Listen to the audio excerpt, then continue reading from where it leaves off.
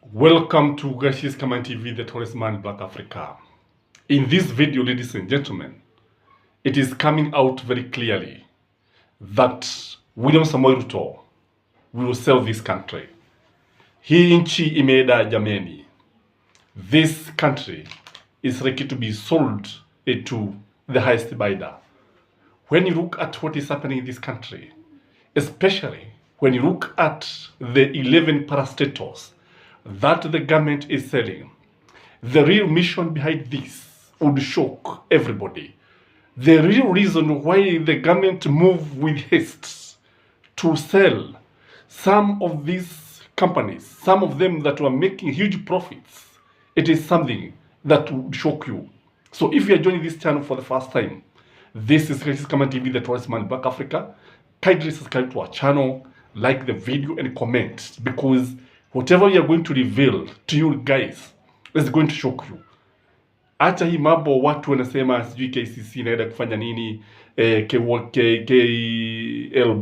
what. But before I come in and delve into the issues, let me first list these companies, these parastotals that are going. I'm just going to list the one that concern us. The one is the Kenya Literature Bureau, KLB, KICC, the new KICC, Kenya Seeds Company, Kenya Pipeline, and National Oil Corporation of Kenya. And there's also KVM, there is Western Kenya Rice Mills and Mwea Rice Mills. When you look at these companies, you see that some of them are dealing with the food. And what is in food? Food is everything, ladies and gentlemen. Look at the seed company. The Kenya Seed Company is the one that comes with all types of seeds that we use to plant maize, the one that we use to get cabbages. And the Kenya Seeds Company supply seeds not only in Kenya, but throughout East Africa. Ladies and gentlemen, Bill Gates is made this. Bill Gates wants to introduce GMO seeds in Kenya. Bill Gates wants to control the food industry in Africa. Bill Gates wants you to use GMO. And that is why, and that is the reason why the government is moving very fast to sell these companies. And before Kenya knows what is happening, they'll be eating GMO, whether you like it or not. And you know, GMO has one disadvantage. It interferes with the immunity, such that in the case of something like COVID, itokee, kwa sababu unajua wakati COVID ilitokea, wazungu walikufa wengi maelfu, but Africans were least affected. In fact, Mwafrika alikuwa anaendelea tu na biashara zake. Some countries not even lock their countries. Lakini ukitazama vizuri sana utaona kwamba wazungu waliathiriwa sana. They were so much affected. And now if the Africans are affected, in case of something like COVID, wengi watakufa, and by after the end of the pandemic, half of the population will be gone. Maybe even 75% of the population will be gone. That is what is happening in Kenya, ladies and gentlemen. And that is what will happen. Look at new KCC. What is the move behind KCC? When you look at it, it has also to do with food. Ukitazama vizuri sana, the government also want to ensure that what you are having is maziwa, the powdered milk. And they also want to introduce a situation whereby whoever is going to buy new KCC atanunulia wakulima maziwa kwa shilingi 5, shilingi 10. What will happen to the farmers? The farmers will sell their livestock. The farmers will sell their dairy cattle. The farmers will sell everything. And what will happen? Again, mzungu ndiye huyo ataigia, na akigia na ng'ombe zake, you will find yourself even mkikunywa maziwa ya hao ng'ombe ambao ni genetically modified animals. That is what is happening. That's what will happen in Kenya. Interestingly, look at rice. The Western Kenya Rice Mill and Mwea Rice Mill.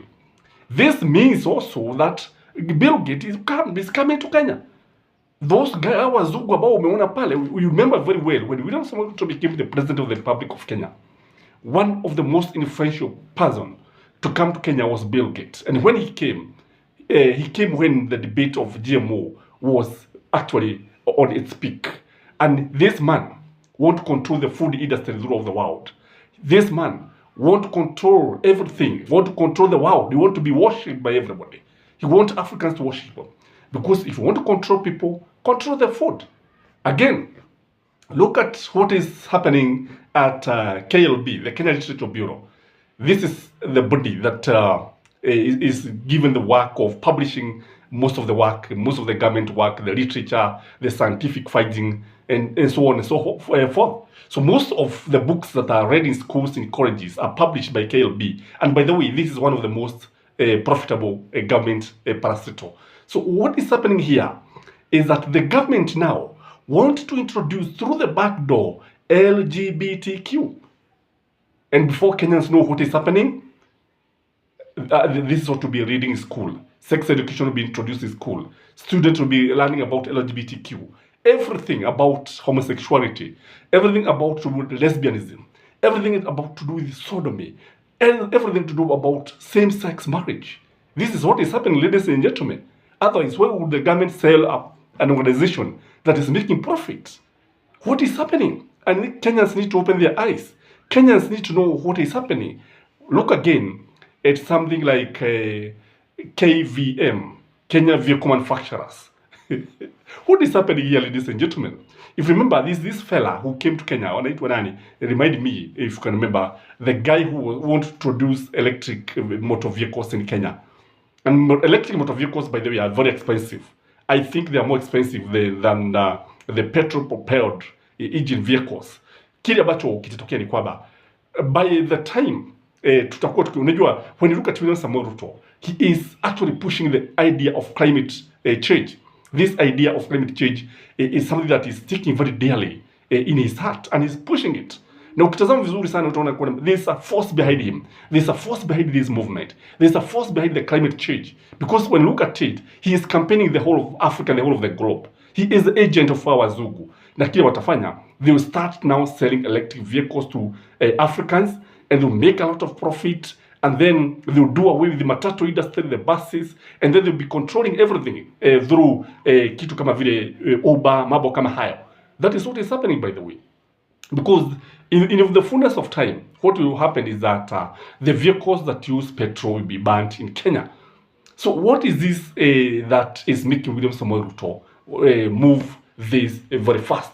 You remember very well that what is going to happen, he is going to kill the dairy industry. That one is very clear.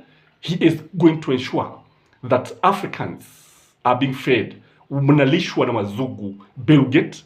And from all angles, from whatever angle you look at it, this is colonizing the world. This is selling Kenya to wazungu. This is kuleta wazungu through the back door. Instead, sasa wakati ambapo, when we had the partition and the scrabble for Africa and finally the colonization, what we be having now is a country that is controlled by wazungu, wakiwa bahari, and we shall be colonized, by the way. We shall be colonized. We are in the process of being colonized. Kenya kwanza is Kenya kuisha. Kenya kuisha jameni.